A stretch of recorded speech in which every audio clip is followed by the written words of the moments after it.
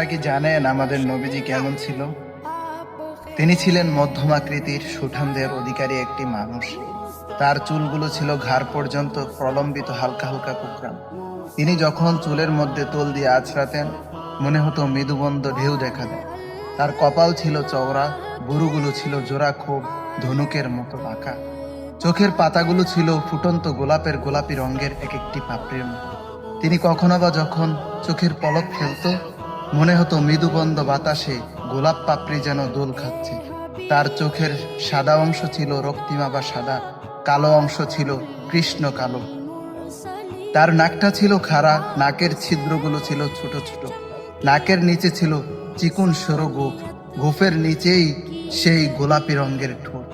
তিনি কখনো বা যখন মুচকি হাসতেন, গোটা বিশ্বের মানুষ অবাক দৃষ্টিতে তাকিয়ে থাকতো, যেন আকাশের মধ্যে বিজলি চমকাচ্ছে। তিনি কখনো বা যখন এই রাস্তা দিয়ে হেঁটে যেতেন, সাহাবায়ে কেরাম যখন 1 মাস পরেও এই রাস্তা দিয়ে হাঁটতেন, সাহাবায়ে কেরাম তার গায়ের জান্নাতি গন্ধ তারা পেত।